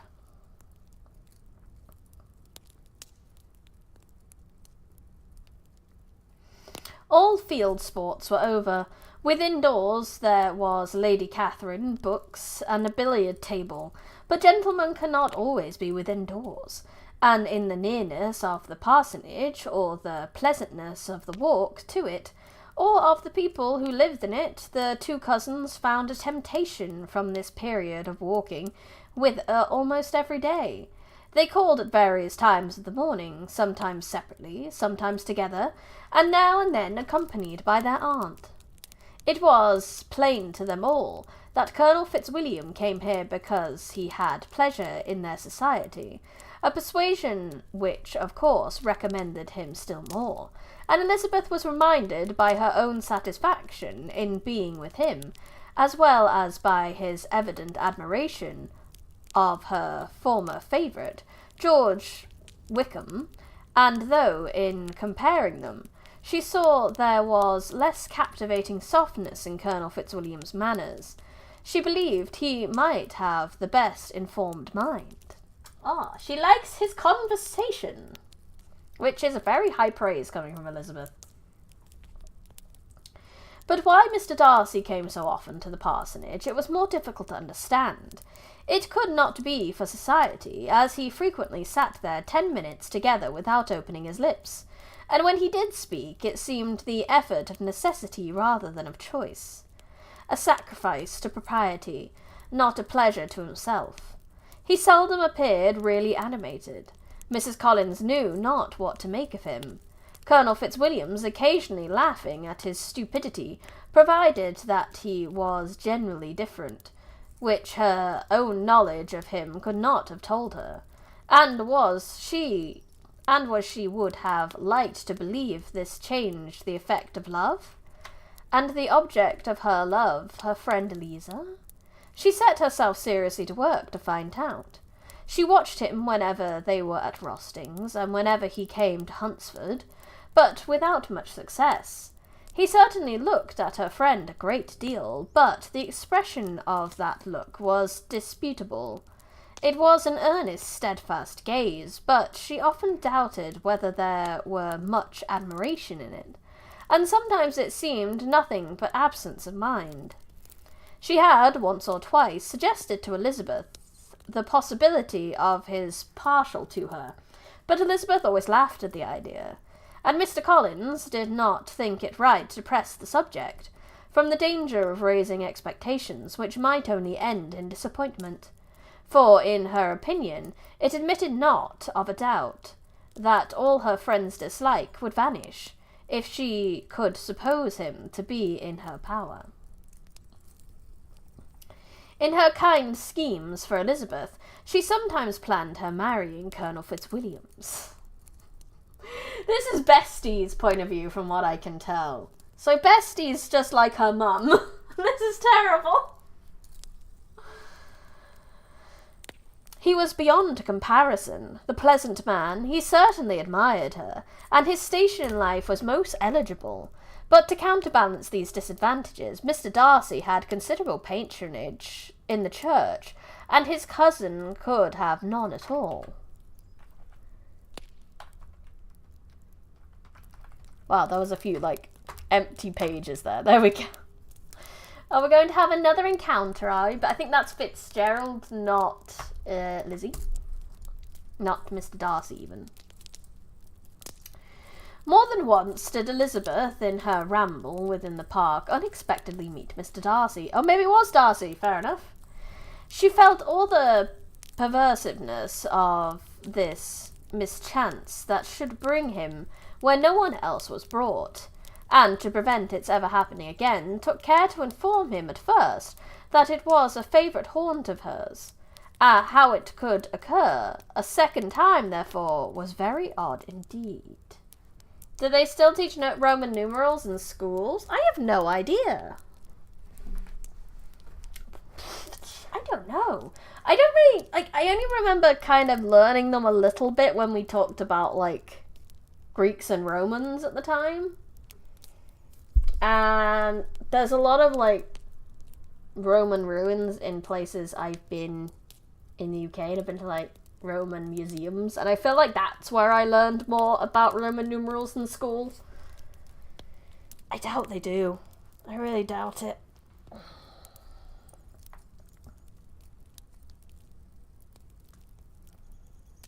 Yet it did, and even the third time. It seemed like wilful ill nature or voluntary penance. For on these occasions it was not merely a few formal inquiries or an awkward pause, and then away, but he actually thought it was necessary to turn back and walk with her. He never said a great deal, nor did she give herself the trouble of talking or listening much, but it struck her in the course of their third encounter that he was asking some unconnected questions about her pleasure in being at Hunsford, her love of solitary walks, and her opinion of Mr. and Mrs. Collins's happiness, and that in speaking of Rostings and her not perfectly understanding the house, he seemed to expect that whenever she came into Kent again, she would be staying there too. What is he implying? I think L equals 40. I learned that from a Minecraft video. I love the random shit places you learn about Roman numerals. It's wild where it is. Stretch! Okay, I'll just stretch. I needed that. His words seemed to imply it. Could he have Colonel Fitzwilliam in his thoughts? She supposed if he meant anything, he must mean an allusion to what might arise in that quarter. It distressed her a little, and she was quite glad to find herself at the gate of the Pales opposite parsonage. She was engaged one day as she walked in repursuing Jane's last letter, and dwelling on some passages which proved that Jane had not written in spirits, when instead of being again surprised by Mr. Darcy, she saw upon looking that Colonel Fitzwilliam was meeting her. Putting away the letter immediately and forcing a smile, she said, "I did not know before that you ever walked this way." What if we heard a cracking noise after someone does the stretch routine? Then if I'm not screaming in pain, it's fine. And if I'm screaming in pain, I may have to end the stream. Hydrate will do.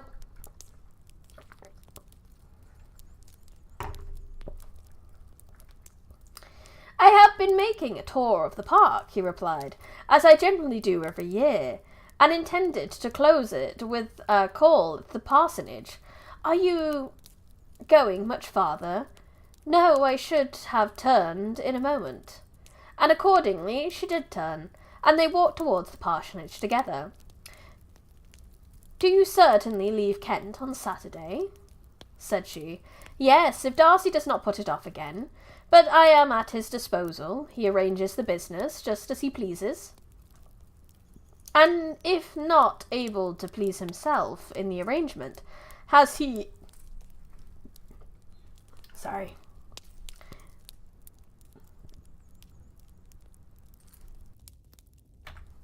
I had to burp. Oh,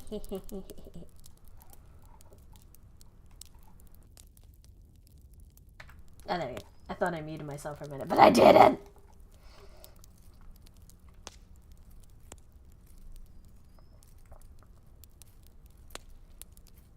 And if not able to please himself in the arrangement, he has, at least, a great pleasure in the power of choice. I do not know anybody who seems more to enjoy the power of doing whatever he likes than Mr. Darcy. He likes to have his own way, very well, replied Colonel Fitzwilliams, but so we all do. It is only that he has better means of having it than many others, because he is rich and many others are poor. What a mood. I speak feelingly. A younger son, you know, must be inured to self-denial and dependence. In my opinion, the younger son of an earl can know very little of either. Now, seriously, what have you ever known of self-denial and dependence, when you have been prevented by want of money for going wherever you choose, or procuring anything you had a fancy for? These are home questions, and perhaps I cannot say that I have experienced many hardships of that nature, but in matter of great weight I may suffer from the want of money. Younger sons cannot marry where they like, unless where they like women of fortune, which I think they very often do. Our habits of expense make us too dependent, and there are not many in my rank of life who can afford to marry without some attention to money. It's unfortunately the way. This is, thought Elizabeth, meant for me, and she coloured at the idea, but recovering herself, said in a lively tone, "And pray, what is the usual price of an earl's younger son? Unless the elder brother is very sickly, I suppose you would not ask above £50,000? He answered her in the same style, and the subject dropped. To interrupt the silence, which might make him fancy her attention with what passed, she soon said afterwards, "I imagine your cousin brought you down with him chiefly for the sake of having somebody at his disposal. I wonder he does not marry to secure a lasting convenience of that kind. But perhaps his sister does as well for the present, and as she is under his sole care, he may do whatever he likes with her." "No," said Colonel Fitzwilliams, "that is an advantage which he must divide with me.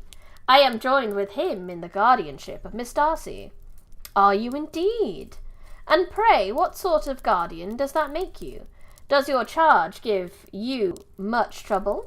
Young ladies of her age are sometimes a little difficult to manage, and if she has the true Darcy spirit, she may like to have her own way." If she's anything like him. As she spoke, she observed him looking at her earnestly, and the manner in which he immediately asked her why she supposed Miss Darcy likely to give them any uneasiness convinced her that she had somehow or other got pretty near the truth. She directly replied, "You need not be frightened. I never heard any harm. I never heard any harm of her, and I dare say she is one of the most traceable creatures in the tractable creatures in the world. She is a very great favourite with some ladies of my acquaintance, Miss Hurst and Miss Bingley. I think I have heard you say that you know them." "I know them a little. Their brother is a pleasant gentleman man. He is a great friend of Darcy's." "Oh, yes," said Elizabeth dryly. "Mr. Darcy is uncommonly kind to Mr. Bingley, and takes a prodigious deal care of him." "Care of him, yes. I really believe Darcy does take care of him in those points where he most wants care. From something that he told me in our journey hither, I have reason to think Bingley very much indebted to him, but I ought to beg his pardon, for I have no right to suppose that Bingley was the person meant. It was all conjecture. Are they truly friends, or does Bingley owe him money?" "What do you mean?" It is a circumstance which Darcy, of course, could not wish to be generally known, because if it were to get round to the lady's family, it would be an unpleasant thing." "You may depend upon my not mentioning it. I can keep a secret. And remember that I have not much reason for supposing it to be Bingley. What he told me was merely this, that he congratulated himself on having lately saved a friend from the inconvenience of a most imprudent marriage, but without mentioning names or any other particulars. And I only suspected it to be Bingley from believing him the kind of young man to get into a scrape of that sort, and from knowing them to have been together the whole of last summer."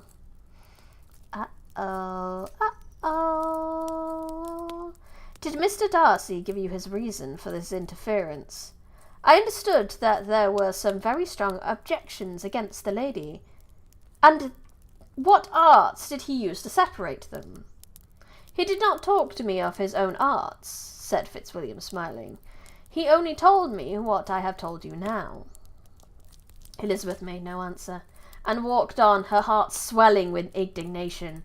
After watching her a little, Fitzwilliam asked why she was so thoughtful. "I am thinking of what you have been telling me," she said. "Your cousin's conduct does not suit my feelings. Why was he to be the judge?" "You are rather disposed to call his interference officious."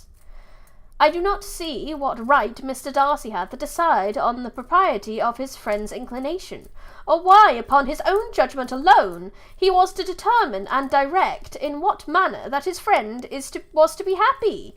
But, she continued, recollecting herself, as we know none of the particulars, it is not fair to condemn him. It is not to be supposed that there was much affection in the case. That is not an unnatural surmise, said Fitzwilliam, but it is lessening the honour of my cousin's triumph very sadly. It ain't no triumph if he's the one who split up Bingley and Jane. He can go get stuffed if it's that.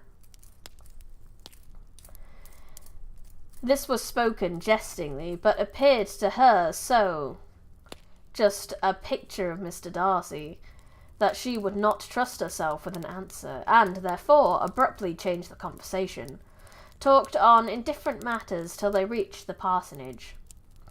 There, shut into her own room, as soon as their visitor had left them, she could think without interruption of all that she had heard.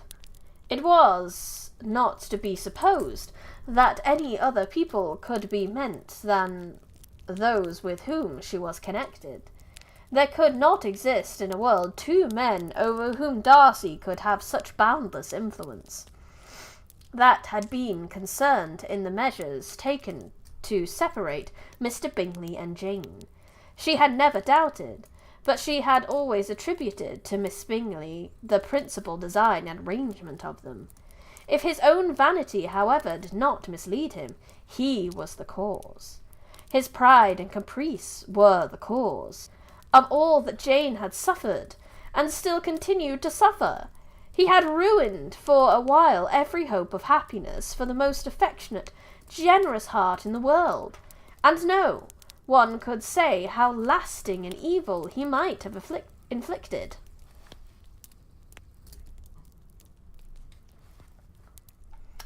There were some strong objections against the lady, were Colonel Fitzwilliam's words, and these strong objections probably were her having one uncle who was a country attorney, and another who was in business in London.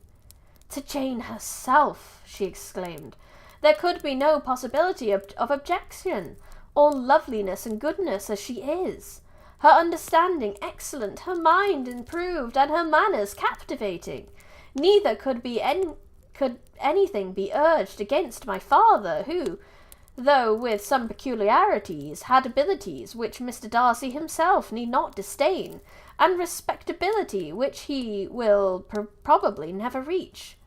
When she thought of her mother, indeed, her confidence gave way a little, but she would not allow that any objections there had material weighed with Darcy, whose pride, she was convinced, would receive a deeper wound from the want of importance in his friends' connections than from their want of sense, and she was quite decided at last that he had been partly governed by this worst kind of pride, and partly by the wish of retaining Mr. Bingley for his sister.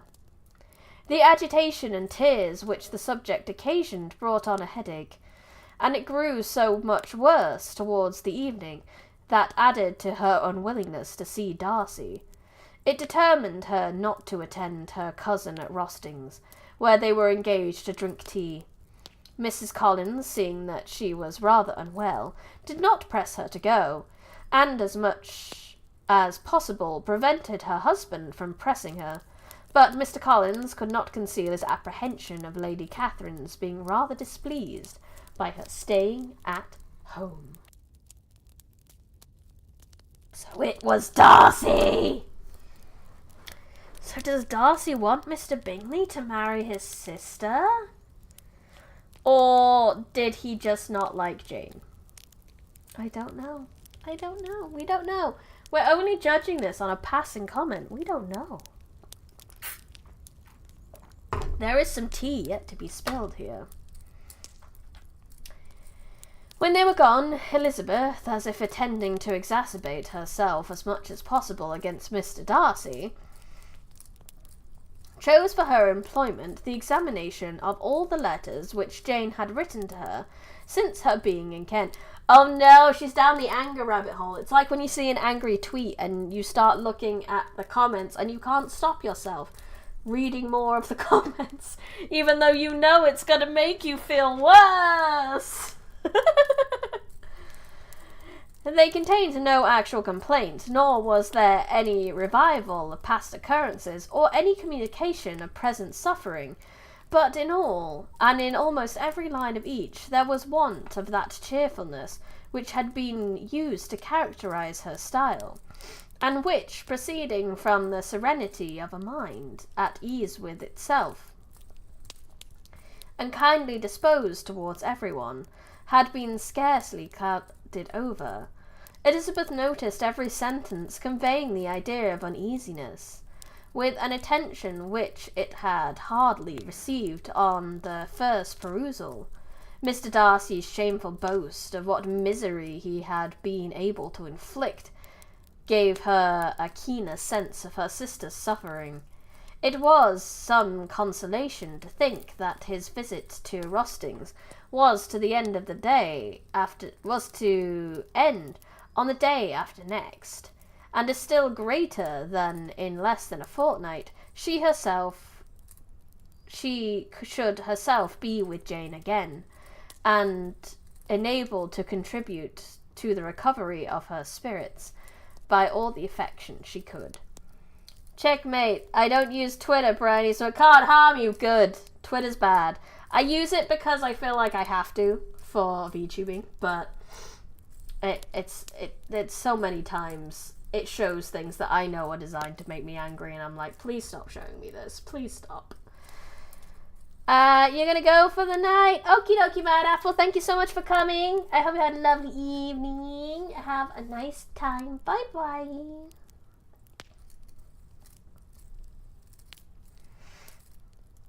She could not think of Darcy's leaving Kent without remembering that his cousin was to go with him. But Colonel Fitzwilliams had made it clear that he had no intentions at all, and, agreeable as he was, she did not mean to be unhappy about him. While settling this point, she was suddenly roused by the sound of the doorbell, and her spirits were a little fluttered by the idea of its being Colonel Fitzwilliams himself, who had once before called late in the evening, and might now come to inquire particularly about her. But this idea was soon banished, and her spirits were very differently affected when, to her utter amazement, she saw Mr. Darcy walk into the room. In a hurried manner, he immediately began an inquiry after her health, putting his visit to wish of her hearing that she were better. She answered him with cold civility. He sat down for a few moments, and then, getting up, walked about the room. Elizabeth was surprised, but said not a word. After a silence of several minutes, he came towards her in an agitated manner, and thus began. In vain I have struggled. It will not do. My feelings will not be repressed. You must allow me to tell you how ardently I admire and love you. Ah! It's happened! It's happened! It's happened! It's happened! It's happened! He was melting! VTubers don't have to use it. I'm going to become a VTuber and not use Twitter just because I see that as a challenge. You don't have to use it. Obviously, you don't have to use it. You have to use some social media other than YouTube and Twitch because it's important. And Twitter's an easier one because you only need text. You don't really need images and videos. Yeah, I'm sorry. You can blame Mr. Darcy. I'm sorry if your ears melted. Mr. Darcy's important. Also, I have another hydrate. I would probably need it after that yelling. Mr. Darcy confessed! Elizabeth's astonishment was beyond expression. She stared, coloured, doubted, and was silent. 1 second.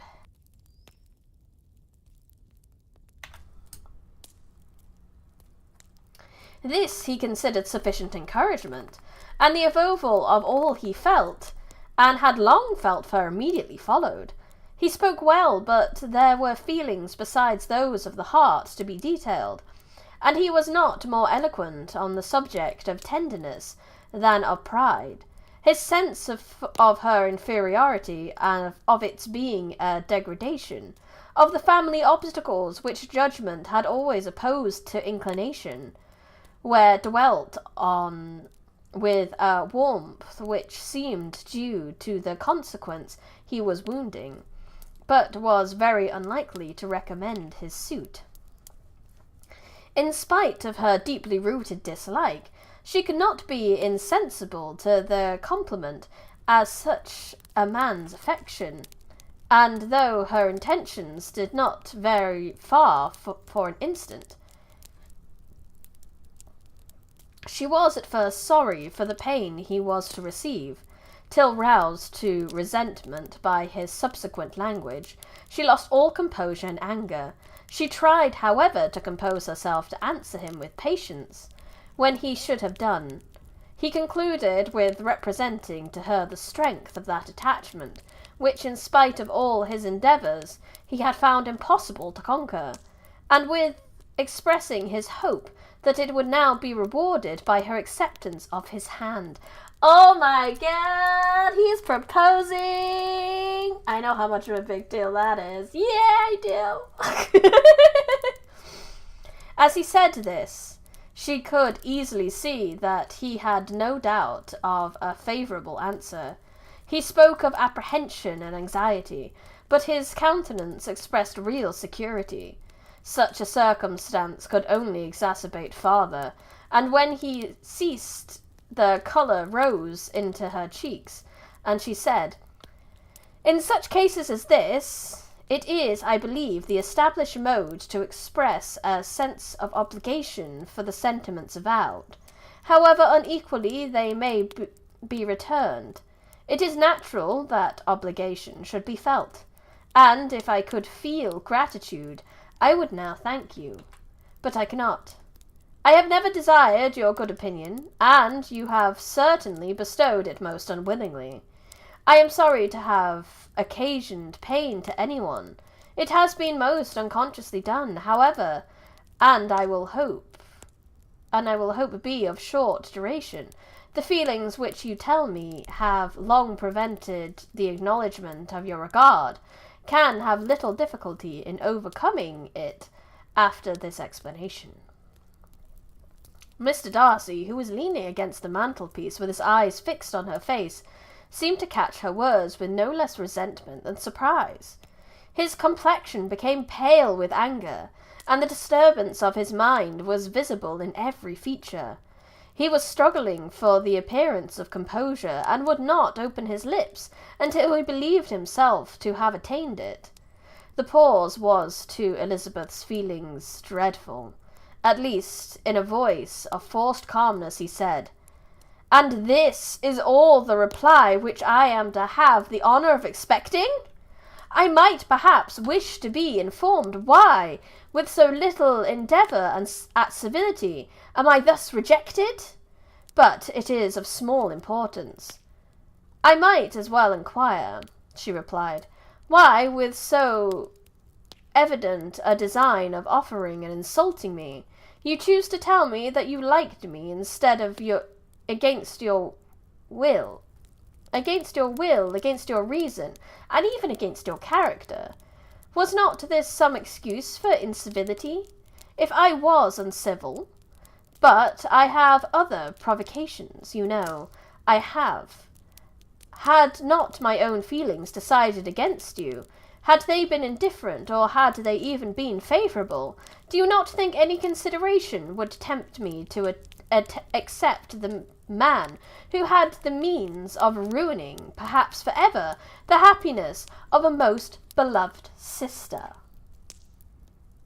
As she pronounced these words, Darcy changed colour, but the emotion was short, and he listened without attempting to interrupt her, while she continued. "I have every reason in the world to think ill of you. No motive can excuse the unjust and ungenerous part you acted there. You dare not, You cannot deny that you have been the principal, if not the only means of dividing them from each other, of exposing one to the censure of the world for caprice and instability, the other to its derision for disappointed hopes, and unsolving them in misery of the acutest kind. She paused and saw with no slight indignation that he was listening with an air which proved him wholly unmoved by any feelings of remorse. He even looked at her with a smile of affected incredulity. "Can you deny that you have done it?" She repeated. With assumed tranquillity, he then replied, "I have no wish of denying that I did everything in my power to separate my friend from your sister, or that I rejoice in my success.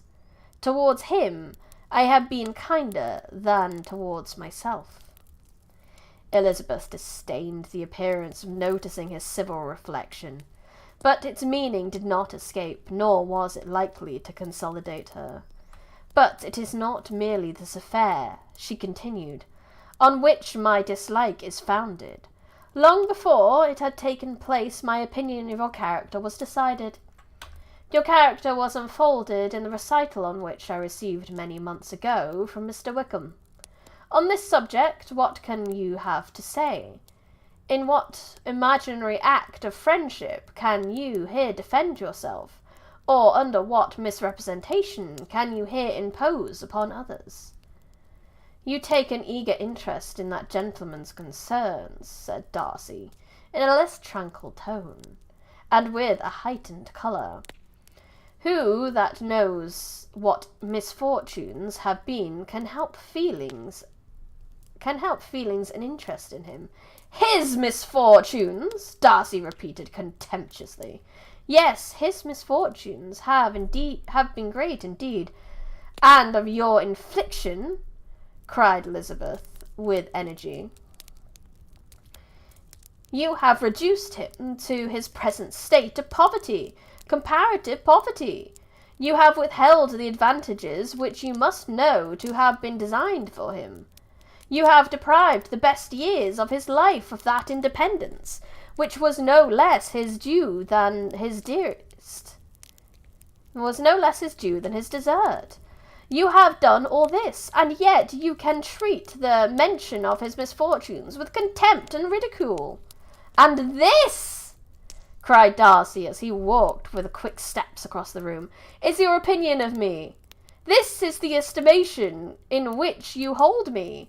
I thank you for explaining it so fully. My faults, according to this calculation, are heavy indeed, but perhaps," he added he, stopping his walk and turning towards her, "these offences might have been overlooked, had your pride not been hurt by honest confessions of the scruples that had long prevented my forming any serious design.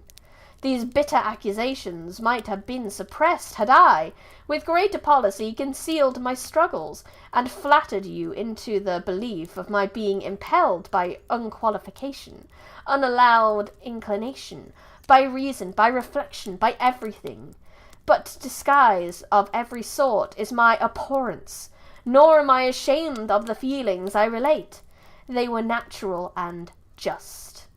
Could you expect me to rejoice in the inferiority of your connections, to congratulate myself on the hope of relations whose condition in life is so decidedly beneath my own?" Elizabeth felt herself growing more angry with every moment, yet she tried the utmost to speak it with composure when she said, "You are mistaken, Mr. Darcy. If you suppose that the mode of your declaration affected me in any other way than as it spared me the concern which I might have felt in refusing you, had you behaved in more of a gentlemanlike manner." She saw him start at this, but he said nothing, and she continued, "You could not have made me the offer of your hand in any possible way that would have tempted me to accept it." Again his astonishment was obvious, and he looked at her with an expression of mingled incredulity and mortification as she went on. Oh, she's about to rip him a new arsehole. Let's go.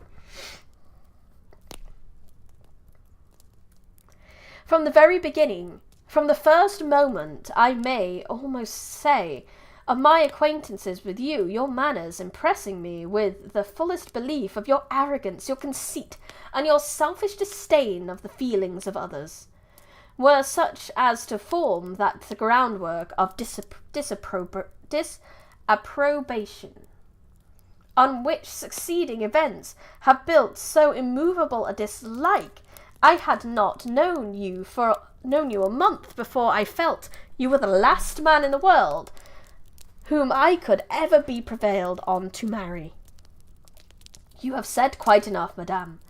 I perfectly comprehend your feelings, and have now only to be ashamed of what my own have been.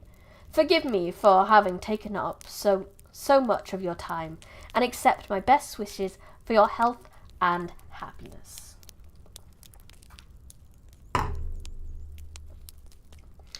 And with these words he hastily left the room, and Elizabeth heard him the next moment open the front door and quit the house. The tumult of her mind was now painfully great. She knew not how to support herself, and, from actual weakness, sat down and cried for half an hour. Her astonishment, as she reflected on what had passed, was increased by every review of it. That she should receive an offer of marriage from Mr. Darcy! That he should have been in love with her for so many months, so much in love as wished to marry her in spite of all the objections which had made him prevent his friends marrying her sister, and which must appear, at least, with equal force in his own case, was almost incredible. It was gratifying to have inspired unconsciously so strong an affection, but his pride, his abominable pride, his shameless avowal of what he had done with respect to Jane, his unpardoned assurance in acknowledging, though he could not justify it, and the unfeeling manner which he had mentioned Mr. Wickham, his cruelty towards whom he had not attempted to deny, soon overcame the pity which the consideration of his attachment had for a moment excited.